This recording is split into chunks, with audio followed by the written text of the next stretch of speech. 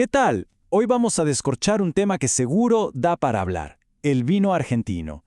Pero ojo, no vamos a meternos en las notas de cata o en qué tan bueno es un Malbec. No. Vamos a hacer algo más interesante, seguirle el rastro al dinero para entender qué hay detrás del precio que vemos en la góndola. Es una pregunta que parece simple, ¿no? Uno va, elige una botella, la paga y listo. Pero la historia detrás de esa etiqueta, créanme, es mucho, pero mucho más compleja de lo que uno se imagina. A ver, miren este número, 43%. ¿Qué es esto? Bueno, según un estudio de la Confederación Argentina de la Mediana Empresa, la CAME, esto es lo que se llevan los impuestos del precio final que pagamos. Sí, escucharon bien, casi la mitad de lo que cuesta esa botella o ese tetrabric. Una locura. Bien, vamos con la primera parte de este análisis. ¿Quién se lleva qué? Vamos a desarmar ese precio final, a ver cómo se reparte la torta desde la caja del supermercado hasta el que plantó la uva. Empecemos con algo de todos los días. Un vino en tetrabric.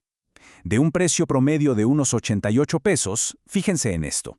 El productor, el que cultiva la uva, el que arranca todo, se lleva apenas un 9,4%. Ahora comparen eso con la porción del Estado. Un impresionante 43,1%. Es por lejos la tajada más grande del pastel.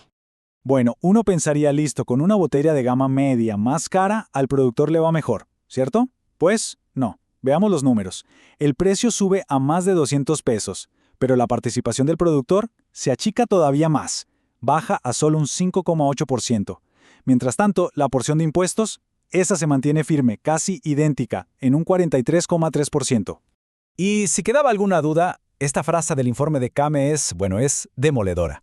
El Estado recauda hasta 7 veces y media más que la persona que inició absolutamente toda la cadena de valor. La disparidad es enorme.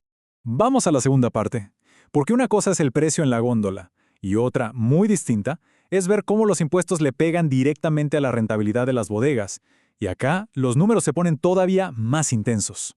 Ojo, para entender lo que viene es clave manejar este concepto que usa la Corporación Vitivinícola Argentina, COVIAR, el excedente puro de producción. Dicho en criollo, es la ganancia que genera una bodega con su trabajo, con su esfuerzo, antes de que el Estado meta la mano. Es, digamos, el premio potencial a su laburo. Y acá está el dato que de verdad impacta. De ese 100% de ganancia potencial que genera la bodega, el 62,4%, más de la mitad, se va directamente a pagar impuestos. O sea, por cada 100 pesos que una bodega podría usar para crecer, para invertir, para lo que sea, el fisco se queda con más de 62. Y esto no es una foto de un solo momento, ¿eh? El problema ha ido creciendo. En 2017, la carga de impuestos sobre esa ganancia era del 58%. Hoy ya estamos hablando del 62,4%. La presión es cada vez más fuerte. Tercera sección. Para poner estos números en perspectiva real, no hay nada como compararse. Así que veamos qué pasa en Argentina versus lo que pasa en nuestro principal competidor de la región. La diferencia es abismal. Fíjense, en Argentina, como vimos, los impuestos se comen el 62,4% de la ganancia potencial. Y en Chile, un 42,4%. Estamos hablando de 20 puntos porcentuales de diferencia. Es una brecha gigante que impacta de lleno en la competitividad. Y la cosa es todavía más llamativa si la comparamos no solo con el vino chileno, sino con el promedio del resto de las actividades económicas en Chile. Ahí la presión fiscal promedio es de apenas el 20,8%. O sea, la vitivinicultura argentina soporta casi el triple de carga que la norma del país vecino. Muy bien, última parte de este recorrido. Ya vimos el cuánto, ahora vamos a ver el qué. ¿Cuáles son esos impuestos que, sumados, arman esta factura fiscal tan pesada? El estudio de COVIAR identifica a 3 grandes responsables a nivel nacional. Primero, el impuesto a las ganancias, un clásico. Segundo, todo lo relacionado a los impuestos sobre la mano de obra, las famosas cargas sociales. Y en tercer lugar, uno que conocemos muy bien, el impuesto a los débitos y créditos bancarios, el famoso impuesto al cheque, que te muerde cada vez que mueves la plata.